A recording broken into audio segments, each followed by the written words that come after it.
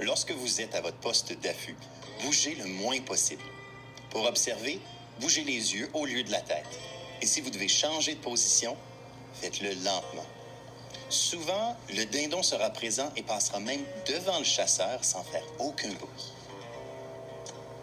Avant de tirer, il faut distinguer avec certitude la barbe du dindon et vous assurer que la ligne de tir est sécuritaire et ne risque pas de blesser d'autres dindons.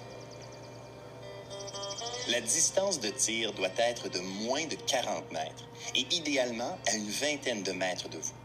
Essayez de ne pas laisser l'oiseau s'approcher encore plus près, car s'il est trop près, et malgré le meilleur des camouflages, il risque fort de vous détecter et de fuir.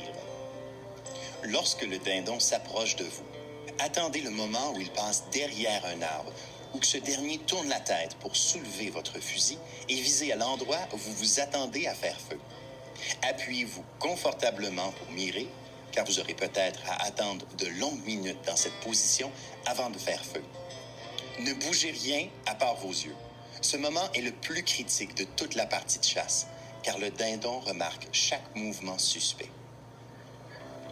Après avoir confirmé la présence d'une barbe sur le dindon, ajustez votre tir sur les caroncules bulbeuses. Déverrouillez la sécurité et appuyez sur la détente.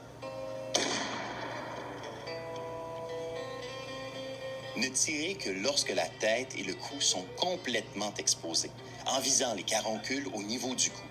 De cette façon, on évite que la majorité des grenailles ne passent au-dessus de la tête. Ne tirez pas lorsqu'il se pavane, car son cou n'est pas totalement exhibé. Soit vous attendez qu'il arrête de se pavaner de lui-même, soit vous lancez un unique pote d'alarme pour attirer son attention et arrêter sa parade. Lorsqu'il étirera son cou pour voir d'où vient le danger, tirez.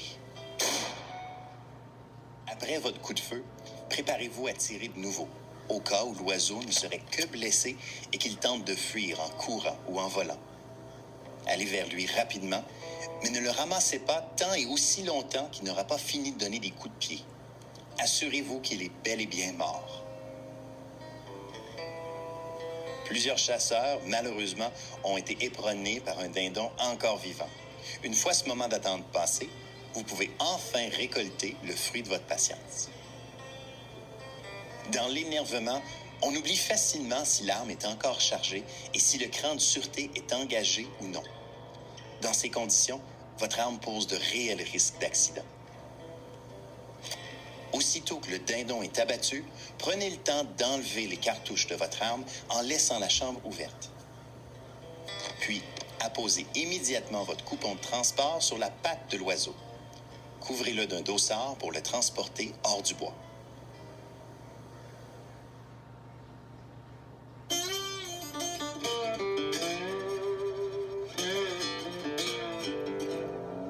Il est conseillé de mettre des gants de protection pour éviscérer votre dindon.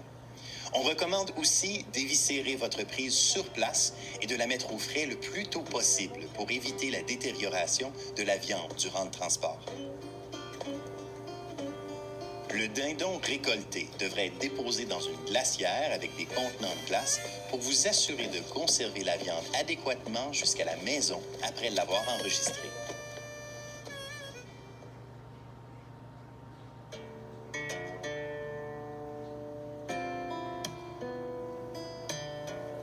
Vous devez enregistrer votre dindon en entier, qu'il soit éviscéré ou non, pour permettre à la personne en charge ou à l'agent de protection de la faune de bien identifier votre prise à l'aide de sa barbe. Pour trouver la station d'enregistrement la plus près, consultez le site du ministère ou utilisez l'application Zone Chasse dans votre téléphone intelligent. En plus d'y trouver une foule d'informations sur le dindon sauvage, il vous sera facile de trouver les coordonnées de la station d'enregistrement la plus proche.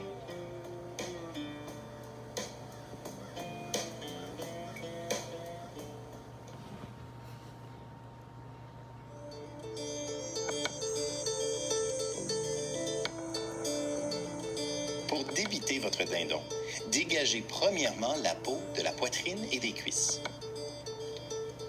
Ensuite, Récupérez la viande et emballez-la dans une pellicule plastique avant de l'insérer dans un sac de congélation.